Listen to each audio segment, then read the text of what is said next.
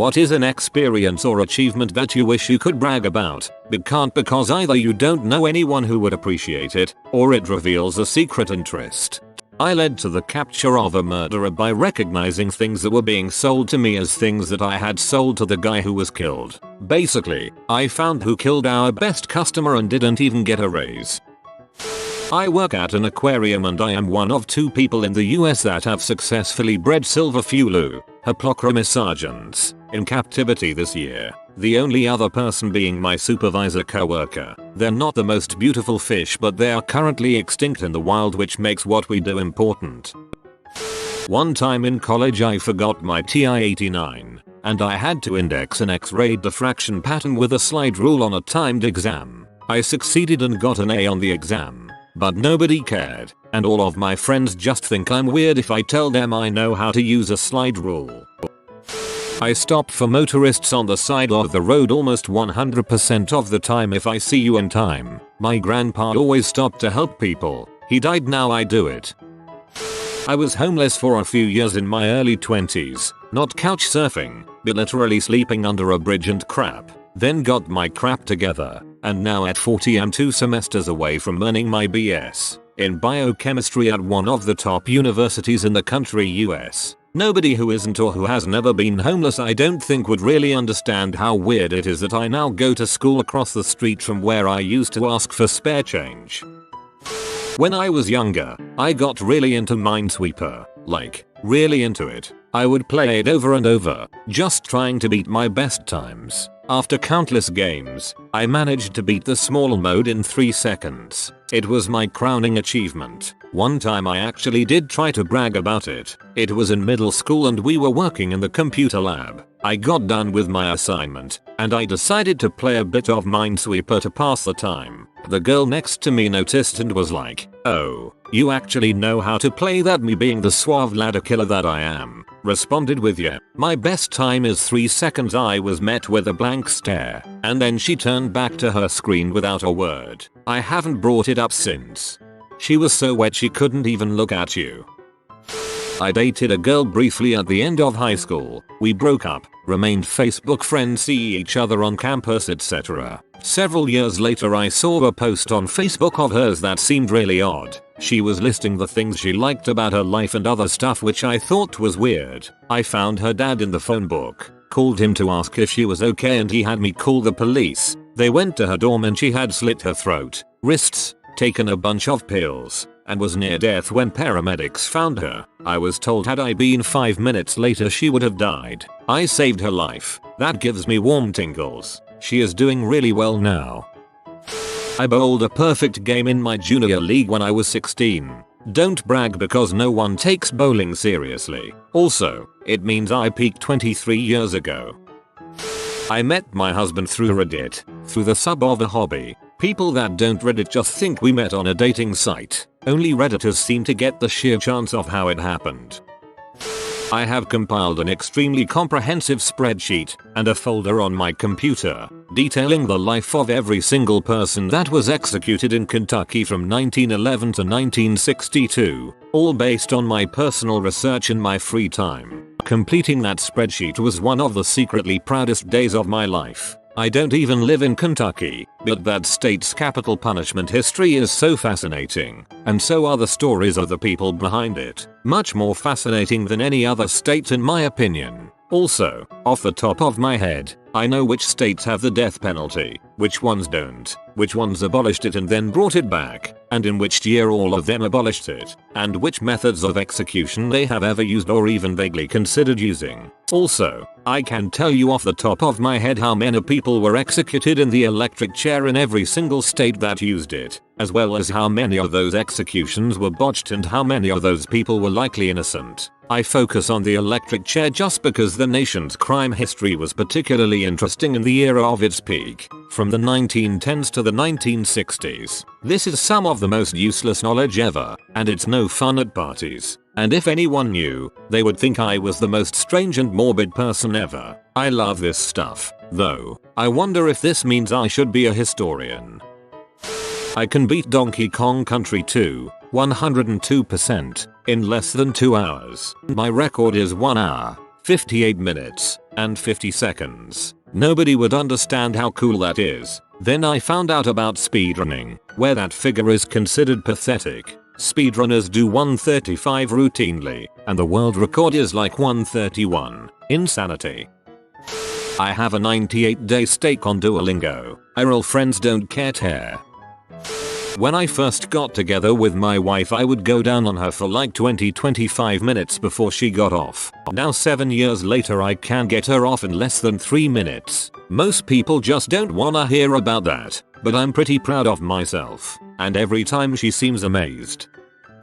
Mine was probably when I was writing one of my first important math papers. I had a good amount of content already, but I still felt like it was kind of a weak paper. While writing it, I had an idea about another result I could add which would be neat. I thought about it for a while, convinced myself that I could prove it, and sold the idea to my PhD advisor saying I'll be spending a few more days to add that part. I was pretty excited about it and he was excited about it too. Anyway, a couple days later, I actually finished my draft of the proof, tell my advisor that it's working, and start writing down everything properly so that we can start proofreading and eventually submit the paper. And while I'm doing that, I have one of these oh frick moments and realize that one key part of the proof sketch I had written doesn't work. And, thinking about it, it didn't just mean that the proof had to be changed. It meant that the whole mathematical construction I had came up with didn't work. It felt pretty crappy, and meant I'd have to remove that section that I was starting to like a real lot. Anyway, I go take a bath to relax and clear my head,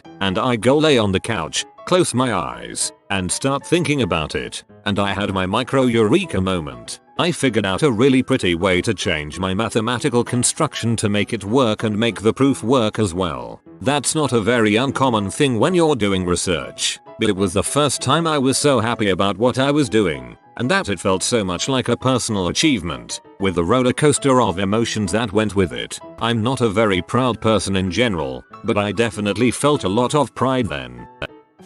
I was really good at organic chemistry. I performed a reaction that created more rings in a single step than anyone had ever done before or since, to my knowledge. It was the cover article on Anju and Chemi, the oldest chemistry journal. I was so proud, and then, nothing happened. I feel like I did something incredible and no one noticed. I quit chemistry several years later after an awesome Nature Chemical Biology paper was met with a similar silence. My fiancé and I have managed to save nearly $11,000 for a down payment on a house. We're so close to buying our own home. I'm so excited. No one cares, IRL. His dad is unhappy about it because he doesn't want us to move out. We pay rent, which helps with the mortgage. His mom wants us to move in with her. Our friends already have their own homes, so they just think we're behind the times. But I'm proud of us. I cosplayed as my favorite video game character and the company shared my picture on their Facebook page. 5k plus people liked it. I don't even know 5k people in real life. I've been practicing lucid dreaming and can do it every once in a while, but no one really wants to listen to what you did in fake life. I'm a produced playwright. Among other things, I spent several years working on a full-length poetic prose stage adaptation of John Milton's Paradise Lost. A lot of people shook my hand afterwards, telling me that they cried, that it was the best show they'd seen in years, that it was amazing. It's something I very rarely talk about with the people I interact with day to day. They don't even know I like theater. I saved the life of a man who was going to be executed. In 2007 I got a new girlfriend with a 9-year-old daughter who was abused by 2 different people and had a deadbeat father. She had all kinds of emotional problems, but was a great kid. I stayed with the GF for 6 years longer than I should have because her daughter was like my daughter. Poor kid received every type of counseling there was for years. Fast forward a few years and she's 16 and stable. They moved to another state, but we keep in touch. On Father's Day she emailed me and told me that after all the counseling and medications, the reason she was able to trust men again was because of me. I never felt like a more worthwhile person than that moment, but I've never shared it with anyone before. I beat through the fire and flames on Expert a week ago, after 7 years. I once picked the absolute best package of strawberries the world has ever tasted. I've had organic strawberries, I've been to strawberry farms and picked them myself, I've had homegrown berries, I've had them all. But this one time, I went to the grocery store, saw a particularly promising box. I raised the carton to my nose and smelled it, and it was so perfectly sweet that I knew I must have this carton. They called to me with their fragrance, promising a beautiful mouth orgasm. And did they ever deliver? They were perfectly sweet and tart, and I didn't even need to eat them with sugar or cream. They were perfect on their own. I have never had strawberries like this again. Not even close. Each time I get strawberries now, I'm just left with disappointment. I have kind of a corny way of trying to think of myself as a good person. Sometimes a struggle. I feel I have done things in the past I can't atone for properly. I was set to inherit a moderately large sum of money from a relative to past and realized through conversation with my parents that their share would not even cover their debts. In fact, due to medical expenses during a mix-up with their insurance, they were likely to have to sell their house and radically downsize. My wife and I don't have a lot right now. I work part-time and am in grad school, and she stays at home, and had been daydreaming about paying off bills, having a cushion, buying a house. Well, she very strongly agreed with me that we couldn't really enjoy that stuff while my aging parents faded into near poverty. We have no kids, I have great credit, and after graduation have well-paying work lined up. I called my mom and employed my best persuasive skills to get them to agree to accept our share of the money. It was not the easiest thing. They didn't want to take so much away from their son, and it wasn't exactly fun per se making a spirited debate case in favor of giving away all my money. However, they did agree, and the relief and happiness from them was palpable despite their prior stoic front about the situation. Shortly thereafter, I read an interview with Liam Hemsworth, who described his brother Chris for paying off his parents' debt for them when he first became successful in Hollywood and how much it meant to them, as well as how impressed by it Liam was. So if I am feeling unworthy, I think of all this, maybe I could at least budge Mjolnir a little. I quit I've been clean almost 7 years now, yay, and I'm a completely different person. Most of the people I spend time with don't know about my past drug use, so it isn't exactly something I want to bring up. But it is my proudest achievement, and the hardest thing I have ever had to do. I also think past a certain point in sobriety, people quit wanting to hear about. At 6 months and a year clean, my family was hugely supportive. 7-year clean date, I'm sure they're all super happy I quit slamming dope, but they probably won't even realize what day it is. Which is fine. Honestly, I got clean for me, not for validation. I'm ranked 4th best goalie in Rocket League. It's hard to talk about that in parties and people always look down on that stuff. I've shot a 1/73 in a golf tournament. I'm probably around a 10 handicap, which puts me in the top 25% of all golfers. I've also hit myself in the face with a golf ball before, which probably puts me in the 1%. I am 29 years old and have had the same 3 friends since I was 3, 6, and 11. That is a total of 67 years of friendship, but I don't think many people think that is an accomplishment. I've written over 1,000 songs for complete strangers on the internet. Most people in my life don't even know I own a guitar. I don't think they would appreciate how much songwriting means to me, and I don't need my co-workers to hear some of these songs, which sometimes are super dark and vulgar, as Reddit likes. I can't really brag about this because it's just make people awkward. I was groped as a child, 20 plus years ago. There were many of victims before me, and would have been more after me if I hadn't outed him to my parents. He's in jail for life, probably dead now actually. Also, our family contacted the parents of other likely victims to tell them, and many of the kids were able to repair their family relationships and get help, all because of me. I forgave the abuser within weeks, and moved on. It never really had any effect on me. I guess I am just lucky or mentally resilient. I honestly do think that I was blessed to have it happen to me. I stopped so much pain and caused so much healing. Pooped for the first time in 2 weeks. My Russian teacher had everyone memorize a poem, and gave it to us in song form as a recording. Instead of simply reciting the poem, I sang it to her. She said it was better than the original and had me record myself. Now third semester Russian students have to listen to me singing as part of their schoolwork. It is how I met the most amazing woman. I was designated driver, owed it to my friends to take them out and didn't want to be there. One of my friends started talking to a girl and because I had nothing else to do I chatted to her friend. I stood no chance as she was way out of my league. She could have been a model but preferred to study. I was relaxed and we just talked. Someone jokingly said, "You two are going to marry." Everyone laughed. By chance I called her the next day. I had nothing to lose. She had just had a minor fender bender some hours before and I simply asked if she was okay. She said some time later that she took an interest in me simply because I was the first person to ask how she was. We have been together for decades. I still pinch myself as to how this ever happened. It was just meant to be. Love will find you. Get out there and make friends. The rest just happens.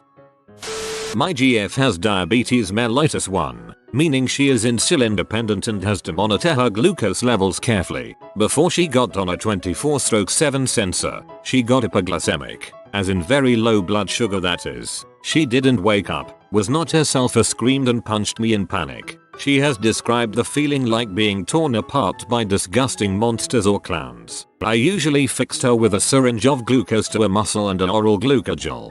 Fast-acting glucose gel. One day I was just minding my own business in my laptop when she came out of the shower and decided to take a nap. 20 minutes later I hear seizure sounds coming from the bedroom. I rushed, saw her cramping. I checked her glucose levels and it said 1.2. Under that meant coma and close to death. I jumped for her kit, prepared a syringe, grabbed a glucogel and called for an ambulance all in the same 5 seconds, but they felt like forever. 3 minutes later an ambulance arrived, IV access up with dextrose and she came by, but since this was a serious hypoglycemic attack she was rushed to the hospital for overnight stay. The next days after her blood sugar was out of control. Having no idea why, but after a quick googling she found out she was either pregnant or had cancer. A quick pregnancy test later had me mumbling crap for the next few days, but it made me a happy dad a few months later. She had her last hypoglycemic attack during her pregnancy, but thankfully I woke up for that and called an ambulance and the paramedics responded so fast she didn't need hospital administration. I don't look highly on it.